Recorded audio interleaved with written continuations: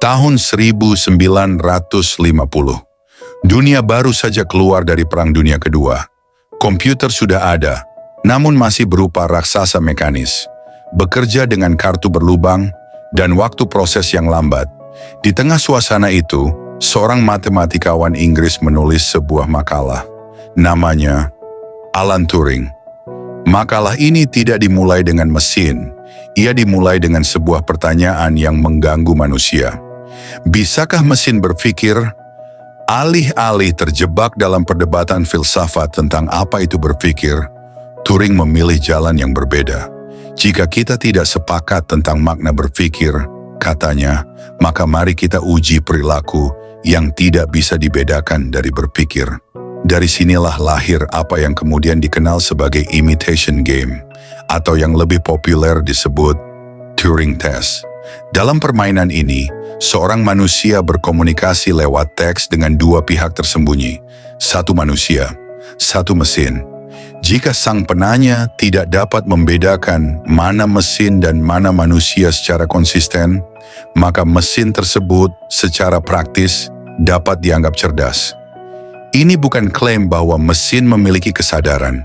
Ini klaim yang lebih dingin dan jauh lebih berbahaya bagi ego manusia. Bahwa kecerdasan dapat dinilai dari perilaku, bukan dari isi batin. Dengan satu langkah ini, Turing memindahkan kecerdasan dari wilayah metafisika ke wilayah eksperimentasi. Makalah berjudul Computing Machinery and Intelligence tidak menjelaskan cara membuat mesin cerdas.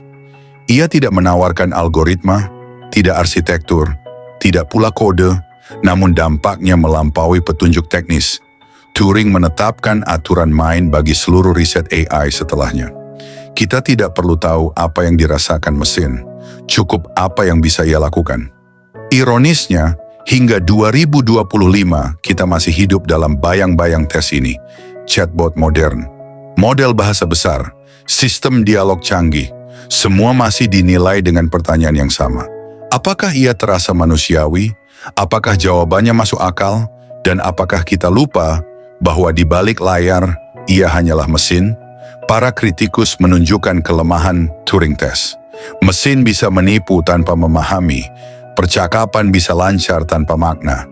Kritik ini sah, namun justru di sanalah kejeniusannya terlihat. Turing tidak mengatakan tes ini sempurna. Ia mengatakan, ini cukup untuk memulai. Jika tahun 1943 adalah fondasi matematis AI, maka tahun 1950 adalah fondasi sosial dan epistemologisnya. Sejak saat itu, AI bukan lagi urusan laboratorium semata. Ia menjadi cermin bagi manusia untuk bertanya, jika perilaku bisa ditiru, apa yang sebenarnya membuat kita istimewa? Pertanyaan itu belum terjawab, dan mungkin memang tidak pernah dimaksudkan untuk dijawab tuntas.